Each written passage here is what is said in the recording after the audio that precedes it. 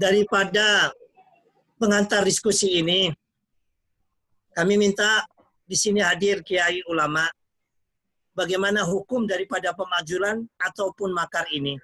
Dan juga di sini ada teman-teman kami pakar hukum, Pak Petrus dan juga Pak Suhadi, dan juga ada teman-teman pergerakan, ya, langkah cara apa untuk melawan mereka itu.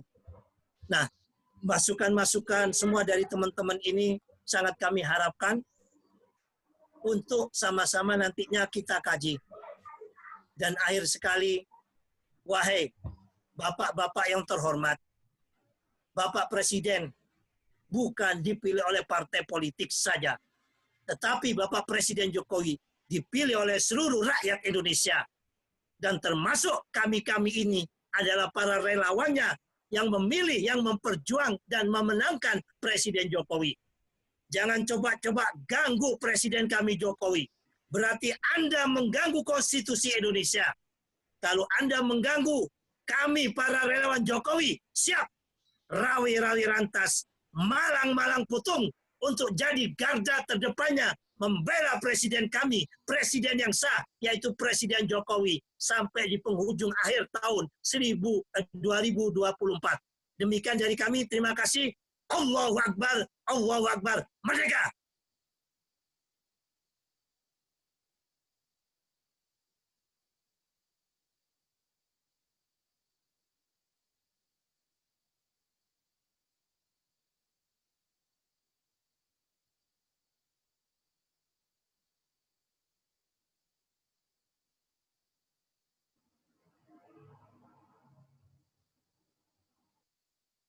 Halo, moderator. Moderatornya nggak sambung, dia bilang nih, coba. Halo? Moderator mana, Dek?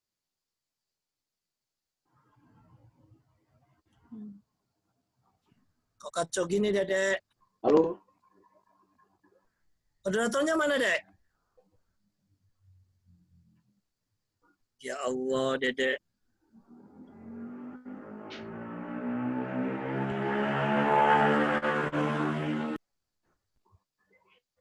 Rekordernya matiin dulu.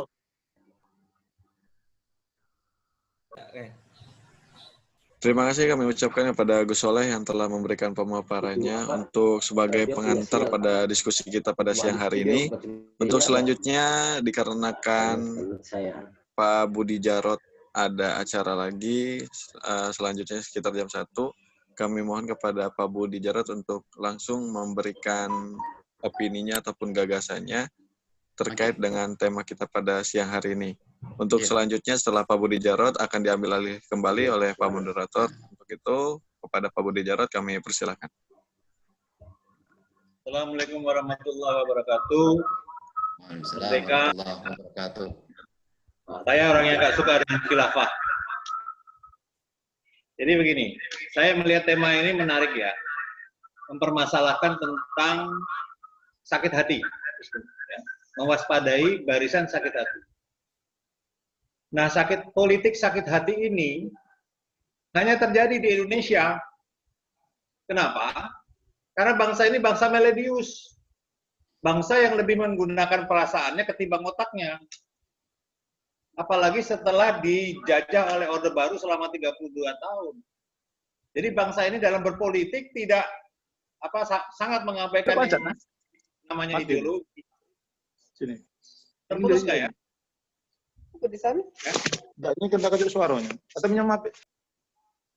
Nah, selanjutnya, kalau bicara tentang sakit hati ya, politik sakit hati, itu ada 3 kelompok yang tadi disebutkan oleh Gus Soleh, itu benar. Pertama, barisan sakit hati yang datang dari Pilpres kemarin. Dan itu berbahaya karena sakit hati ini itu didasari oleh sebuah ideologi yang bertentangan dengan Pancasila. Nah, barisan sakit hati ini tidak akan pernah berhenti untuk membuli Pak Jokowi sampai akhirnya Pak Jokowi jatuh. Itu target mereka.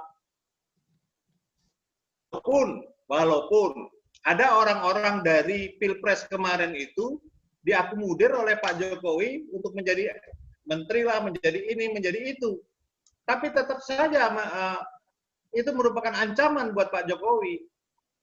Nah, tergantung Pak Jokowinya cerdas atau tidak. Kalau Pak Jokowinya cerdas, tidak mengikuti keinginan kepentingan kelompok-kelompok tertentu, saya yakin Pak Jokowi akan sampai 2024 nanti. Tapi kalau tidak disiasati orang-orang itu atau dicermati, nah ini akan merugikan untuk Pak Jokowi dan merugikan untuk pembangunannya Pak Jokowi. Karena menurut mereka, whatever Pak Jokowi did untuk pembangunan ini, buat mereka nggak ada apa-apanya. Pokoknya target mereka jatuh. Nah ini satu, politik sakit hati yang pertama ya. Karena waktu Pilpres kemarin, kita jangan lupa, Pilpres yang kemarin itu pertempuran antara khilafah dan Pancasila. Pertempuran antara bendera hitam dan merah putih.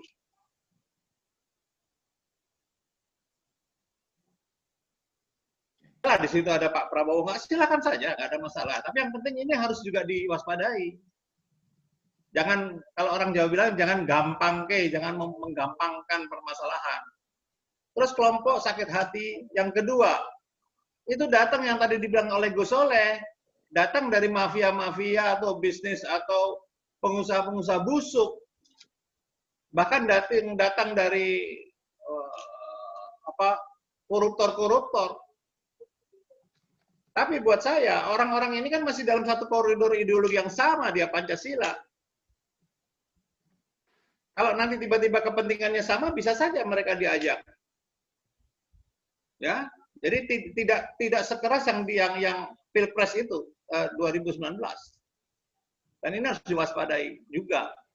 Nah, yang ketiga, politik sakit hati dari kelompok, pertama adalah pendukung Jokowi itu sendiri. Saya pernah mendengar salah satu pendukung Jokowi nggak dipakai, terus kemudian ngancem, kasih kedudukan mereka diem. Nah ini pendukung-pendukung yang pamrih-pamrih kayak gini, ini juga berbahaya untuk Pak Jokowi. Terus kemudian politik kepentingan sakit hati dari orang-orang atau kelompok-kelompok tertentu yang memang mendukung Pak Jokowi, tapi dia tidak terlalu kelihatan gitu. Nah ini kepentingannya tidak diakomodir. Ini juga berbahaya. Tapi kelompok sakit hati yang ketiga ini sebenarnya sangat mudah untuk didekati selama Pak Jokowi mau mengakomodir kepentingannya, bukan harus diletakkan di kursi, tidak. Gitu. Jadi saya melihat Pak Jokowi ini dalam ancaman yang luar biasa. Dalam ancaman yang luar biasa kalau Pak Jokowi hanya mengurus tentang kegiatan politik, ekonomi. Jangan. Masalah politik itu penting sekali. Sekarang misalnya, digembar-gemborkan masalah munculnya tadi Gus Soleh mengatakan isu komunis, pembangkitnya PKI dan segala macam. Itu kan orang-orang tolol, tapi itu isu yang luar biasa, nanti akan mengancam Jokowi gitu. Islam Sontoloyo itu tidak pernah tahu bahwa negara ini tidak didirikan berdasarkan agama, tapi berdasarkan ketuhanan yang Maha Esa. Nah, kalau hari ini dia menghendaki negara ini didasarkan oleh agama, ini kan kampret gitu loh. Ya. Makanya ini, maaf ya teman-teman, ini Indonesia dalam keadaan bahaya. Mereka akan bekerja terus menghancurkan Jokowi. Kalau memang betul kita militan atau loyalis Jokowi, jangan hanya bicara, mari kita siapkan pasukan di jalanan. Karena saya lihat aparat juga diam saja. Dan sistem intelijen Indonesia itu sangat lemah sekali. Salah satu contoh kemarin ada siapa itu Menteri Menko Polhukam itu siapa itu? Wiranto. Sampai ditusuk di depan umum, itu kan berarti mereka sudah hampir sejengkal lagi masuk ke Pak Jokowi. Berarti sistem intelijen kita tidak berjalan. Jadi teman-teman, saya minta, mari kita berpikir sama-sama. Bagaimana menyelesaikan mewaspadai barisan sakit hati ini yang datang dari Pilpres 2019. Karena Pilpres di 2019, saya ulangi ya, itu pertempuran antara Pancasila dan khilafah pertempuran antara merah putih dan bendera hitam. Ya, kalau bicara soal Prabowo, ya kita lihat aja nanti. Teman-teman harus sadar bahwa sejak lahirnya Orde Baru, Indonesia terbelah menjadi dua, Orla dan Orba. Orang-orang Orba itu tidak mengenal lagi Orla, tidak mengenal Pancasila, tidak mengenal pikiran-pikiran besar para pendiri Republik Indonesia. Tidak ada lagi Pancasila buat mereka. Yang ada ya itulah cendana dan pemikiran-pemikiran mereka. Ketika saya mendengarkan Ibu Dewi, ini saya sedikit ngawur sedikit ya. Ibu Dewi itu di dalam suratnya dari Bung Karno tuh menyatakan begini, Dewi, my dear love, saya kecewa atau peristiwa 65 itu mengecewakan bagi saya karena mengembalikan Indonesia di titik nol. Itu kan artinya sudah nggak ada lagi Indonesia sejak Orde Baru berdiri. Maka saya katakan juga yang paling berbahaya lagi adalah bahaya laten Orde Baru. Barisan sakit hati yang kemarin ada di Pilpres 2019. Percaya deh sama saya, teman-teman. Taruhan 1 cangkir kopi pahit. Pasti saya menang. Kalau kita tidak waspada, Jokowi jatuh. Dan Indonesia hilang. Dan untuk itu, I don't want to lose my country for anything. Saya akan lawan mereka. Dan saya bangun gerakan di bawah tanah atau di permukaan. Dan nanti teman-teman lihat di bulan Juni ini kami sudah persiapkan pasukan untuk melawan mereka. Salam Merah Putih. Salam Merah Putih. Terima kasih. Terima kasih kepada Pak Budi Jarot. Kepada Pak Budi Jarot tadi sangat berapi-api, sama berapi-apinya dengan Gus Soleh ketika memberikan pembukaan diskusi tadi. Ya, memang benar. Kita semua sepakat bahwa saat ini Pak Presiden sedang banyak dicoba, terutama yang mencoba terus terang harus kita sadari bukan hanya dari pihak oposisi, tapi juga yang pernah mendukung Pak Jokowi sendiri kemana. Nah, sebenarnya ketidakpuasan itu kan menggunakan isu-isu yang saat ini sedang informasinya masih setengah matang, tapi sudah segera di launching ke publik. Contohnya tentang Omnibus Law, contohnya juga tentang prakerja. Kemudian sekarang muncul lagi COVID-19. COVID-19 ini masih penanganan yang harus agak tertatih-tatih. Agak kaget dengan isu ini. Kemudian Pertamina yang tidak menurunkan harga Pertalite-nya juga menjadi peluru untuk menyerang juga. Kemudian apalagi? Lalu Orde Baru nggak mau kalah. Antek-anteknya mengeluarkan isu PKI. Jadi seakan-akan ini begitu banyak isu-isu yang kemudian dijadikan alat untuk menghantam pemerintahan Pak Jokowi. Nah, untuk itulah kita sangat perlu namanya banyak perspektif, kita sangat perlu namanya banyak diskusi untuk membahas bagaimana kita menjadi barisan terdepan untuk mengawal Bapak Presiden kita tercinta. Baik, untuk berikutnya kami persilahkan kepada Kiai Saiful Bahri untuk menyampaikan beberapa perspektifnya terkait dengan bagaimana kita untuk mengawal, mencegah dari serangan serangan dari pihak yang ingin menggoncang pemerintahan Bapak Presiden kita. Baik, kepada Kiai Saiful Bahri, waktu dan tempat kami persilakan. Ya, terima kasih, moderator. Assalamualaikum warahmatullahi wabarakatuh. Waalaikumsalam warahmatullahi wabarakatuh. Selamat siang, salam sejahtera untuk kita semua. Saya bicara dalam bahasa agama. Pertama, karena memang mungkin ini yang sehari-hari saya bidangi. Yang kedua, mungkin kalau politik sudah pakar semua ini, hukum juga demikian, apalagi soal-soal pergerakan. Saya tidak punya kemampuan yang hebat seperti Gus Soleh yang lain-lain.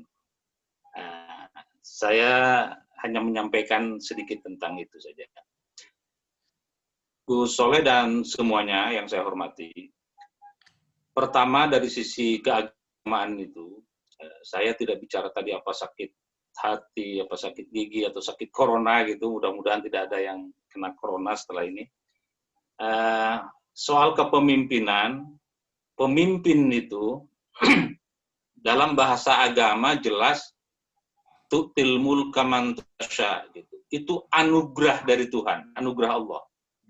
Jadi itu yang dipilih bukan sembarang orang. Itu pertama kali bahasa saya harus sampaikan itu, apapun istilahnya kepemimpinan atau pemimpin itu. Mau istilah tadi disebut-sebut khilafah, yang pernah ada dalam sejarah, mau tidak mau itu pernah ada dalam sejarah Islam gitu. Kekhilafahan, sebutnya bukan kekhilafahan, kekhalifahan gitu. Kemudian ada istilah imam atau istilahnya nanti ada sultan, kemudian ada raja atau malik dan seterusnya, atau amir, emirat. Nah, itu istilahnya apapun, itu adalah anugerah Allah. Karena itu tidak sembarangan orang bisa jadi pemimpin. Itu sudah pilihan. Itu bahasa keyakinan keagamaan saya seperti demikian, dan itu selaras dengan teks-teks Al-Quran maupun hadis. Karena itu, lalu Tuhan, Allah memberikan dalam hal Islam itu, bagaimana orang yang diangkat jadi pemimpin itu ditaati. Ada perintah untuk mentaati. Ati Allah, wa ati Rasul, wa ulil amri. Nah, begitu hadis banyak sekali, bahkan ketika Nabi ditanya tentang bagaimana ini, kok kepemimpinan agak begini, sabar. Isma'u wa ati'u. Dengar, taat.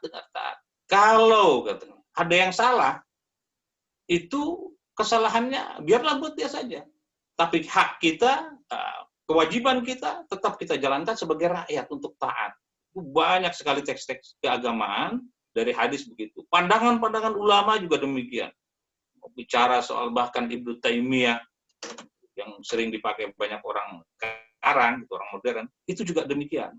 Sahabat-sahabat Nabi, Abu Musa al-Asy'ari pesan kepada anaknya, taat, jangan lakukan kesalahan. Begitu juga Abdullah bin Zubair juga demikian, banyak sekali. Nah, itu pertama sekali saya mengatakan bahwa kepemimpinan atau pemimpin adalah anugerah dari Allah. Karena itu harus ditaati, meskipun kata Nabi bahwa pemimpin itu sampai rambutnya hitam ikal seperti buah anggur.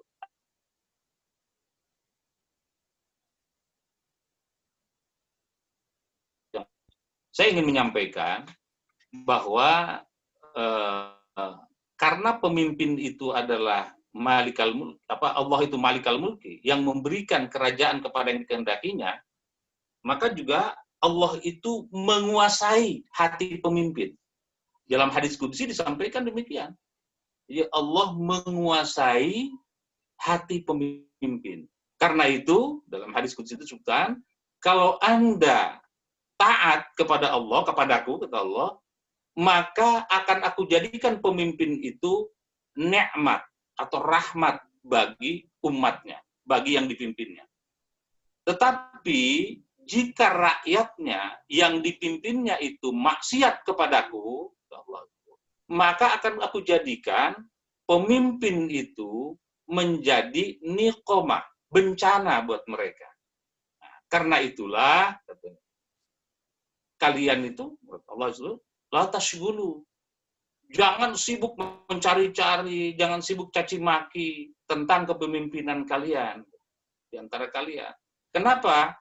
Nah, karena dengan demikian itu hanya membuat keonaran saja. Jadi yang benar apa? Berdoa kepadaku karena aku nanti akan mengaturnya. Kalau berdoa, maka akan aku lembutkan hati mereka itu.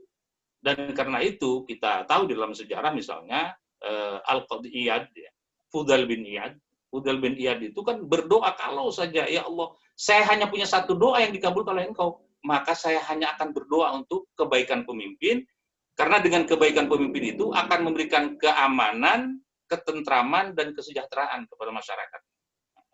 Itu yang kedua ya. Jadi hakikatnya bahwa pemimpin itu Allah yang menggenggam. Jadi kalau ada sesuatu dengan pemimpin, ya mintalah kepada Allah. Bukan kita ribut sendiri. Kalau ribut sendiri hanya akan membuat keributan lagi. Yang ketiga, ada pertanyaan barangkali. Bolehkah mengkritik pemimpin? Nah, dalam agama, dalam ilmu fikih siasa, itu dibolehkan untuk melakukan yang namanya amar ma'ruf nahi munkar terhadap pemimpin. Hanya tentu syaratnya itu 3. pertama kalimatnya lemah lembut, yang kedua dengan penuh keadilan, yang ketiga punya ilmu. Jadi kalau dia mau menyuruh amar ma'ruf, nahi mungkar, maka dengan bahasa yang lemah lembut. Kemudian juga dia harus melakukan dengan keadilan. Artinya dari diri sendiri, adil terhadap diri sendiri, terhadap keluarga, terhadap kolega. Lalu kemudian kemampuan keadilannya itu baru dia bisa harapkan orang lain, termasuk pemimpin, untuk berlaku adil. Dan orang akan dengar karena dia adil. Dan yang ketiga adalah harus berilmu. Kalau orang bicara, lengserkan, maksulkan, turunkan, dan sebagainya, sementara dia nggak paham tentang keilmuannya, nggak paham tentang perundang-undangannya, tidak paham juga tentang misalnya hukum dan sebagainya, tentang kriminalisasi dan sebagainya, itu juga tidak dibenarkan. Menurut beberapa ulama demikian.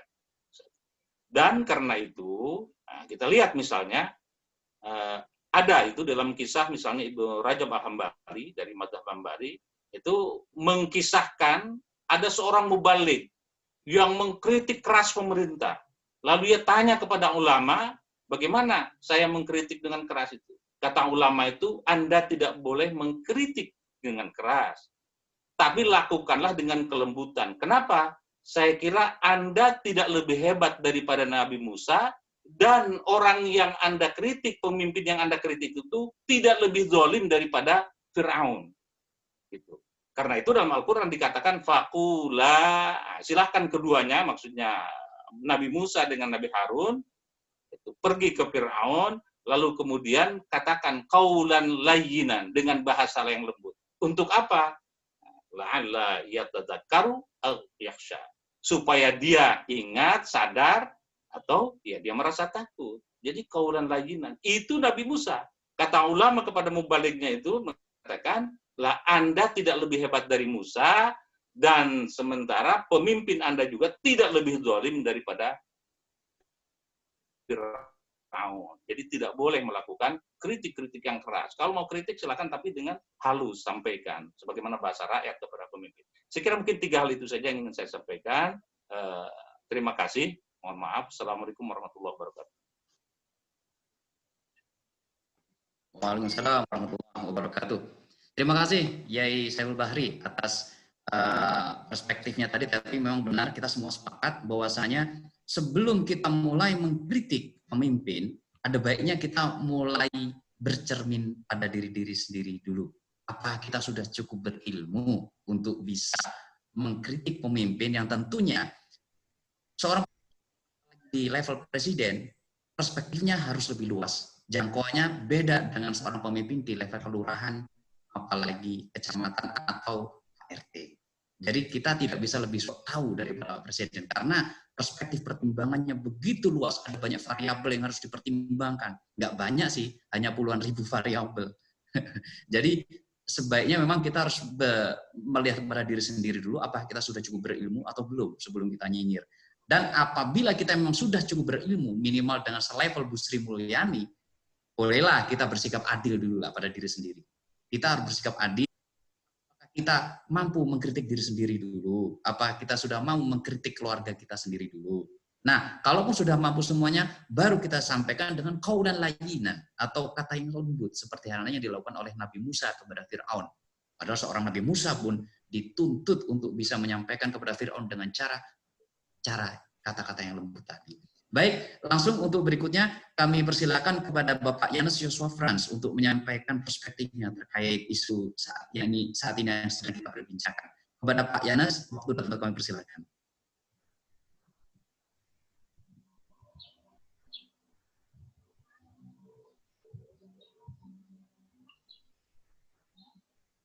Silakan Pak Yanes.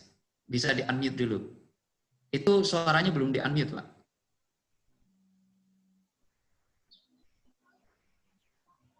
Ada ya. Tadi udah unmute, Pak. Nah, itu sudah Pak. Sudah, Pak? Sudah. Ah, sudah. Oke. Kasih gini. Ya. Sudah bisa ya, Pak moderator? Sudah dengar, Pak. Sudah kami dengar. Oke, baik. Selamat sore teman-teman sekalian. Assalamualaikum warahmatullahi wabarakatuh. Salam sejahtera buat kita semua. Salam sejahtera. Ya, ada satu hal yang mau saya sampaikan adalah bahwa acara seperti ini sangat bagus. Ini counter attack terhadap siapapun juga yang mau mencoba ganggu pemerintahan ini. Bagus sekali. Yang kedua, yang mau saya sampaikan adalah, dalam konteks itu, saya tidak akan sampaikan hal-hal yang berkaitan dengan hukum secara khusus, atau secara politik secara khusus, tetapi saya berikan sedikit refleksi filsafat dalam konteks nation and character building, yang pada akhirnya sampai semeraut seperti ini. Yang pertama mau saya katakan begini, filsafat itu sesuai dengan zamannya, Pak. Mulai dari Herakleitos Parmenides sampai kepada zaman sekarang, tidak pernah akan berlangsung terus. Komunisme ini baru ada setelah ada Lenin, Friedrich, dan lain-lain. Mereka pun juga adopsi dari Marx yang dari Jerman. Bahkan saya sudah datang temukan kuburan itu, kuburan Hitler itu di Austria sana. Apa yang mau saya sampaikan? Di Indonesia, PKI itu sudah tidak ada, Pak. Tidak ada kekuatannya lagi. Tetapi isu ini karena merupakan satu stigma buruk, akan tetap digunakan oleh orang-orang yang diklasifikasi seperti yang tadi Pak Budi Jarot katakan, dan Pak Agus Solah, dan lain-lain. Sehingga kita harus kuat. Kita serah counter attack terhadap mereka. Bagaimana caranya? Ada satu konsep dulu, P4 itu bagus. Tapi P4 itu kendaraan politiknya Soeharto. Saya ketemu dengan Dr. Nuh. Dr. Nuh itu yang bikin P4. Saya lawan beliau, tetapi sudahlah. Yang saya mau bicara adalah bahwa bangsa ini, mohon maaf, saya harus katakan dengan jelas. Wilfried katakan, eine Nation von Kuli und Kuli unter den Nationen. Bangsa kuli dan kuli bangsa-bangsa kan terlalu lama dijajah. Sehingga untuk kembali kepada kehidupan normal membutuhkan waktu yang panjang. Sehingga mau politik apapun juga di Indonesia selalu saja orang bicara impeachment, pemaksulan, dan lain-lain. Saya mau tanya, itu budaya apa? Bangsa ini bangsa yang punya budaya santun sangat tinggi, tetapi sudah hilang. Yang saya sering sebut, the change of value system. Perubahan sistem nilai ini. Bagaimana recovery ini? Pak Jokowi lah satu-satunya yang mengembalikan ini dalam konteks nation building, character building. Hanya Pak Jokowi, Pak. Dan mereka tidak mau itu. Mereka hidup dalam kondisi yang saya sebut zona aman. Aman untuk jadi mafia apa saja. Pada waktu Jokowi menghancurkan itu dengan suatu keberanian, kaget mereka, kok bisa? Kok bisa? Itulah. Sehingga kita berada dalam situasi yang sangat buruk jikalau orang-orang yang luka hatinya itu dibiarkan terus-menerus. Nah, acara ini adalah merupakan salah satu cara untuk lawan mereka. Saya sepakat dengan Pak Budi Jarot. Betul, kita siapkan. Kita tidak akan mundur selangkah pun juga relawan Jokowi untuk berhadapan dengan manusia-manusia siapa saja yang ingin merusak Republik. Republik ini eksistensinya harus dijaga. Makanya Bung Karno itu hebat. Kenapa dia meneruskan nation character building atau revolusi mental? Itu tidak jalan, Pak. Karena apa? Pak Jokowi mendahului semuanya, menghancurkan semuanya di periode pertama.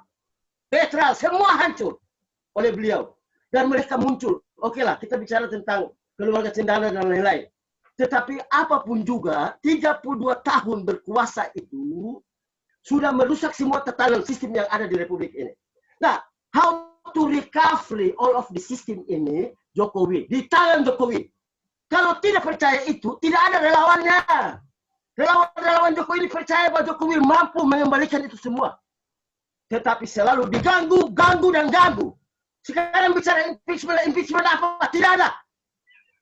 Impeachment apa? Dia kalau melanggar konstitusi, dia melanggar semua aturan-aturan yang cocok buat seorang pemimpin. Tidak usah bilang di impeachment. Kami relawan akan berhadapan dengan Bapak Jokowi untuk mengatakan, Bapak sudah melanggar konstitusi. Ini tidak ada. Semua yang dilakukan oleh Pak Jokowi adalah demi kejayaan NKRI. Saya ulangi lagi. Demi kejayaan NKRI, makanya Tuhan berkenan menghadirkan Bapak Jokowi di Indonesia ini. Kita harus bersyukur dengan itu. Dan relawan-relawan Jokowi adalah garda terdepan. Betul, setuju dengan Bapak Budi Jarod tadi. Kami tidak akan menyerah dalam keadaan apapun juga.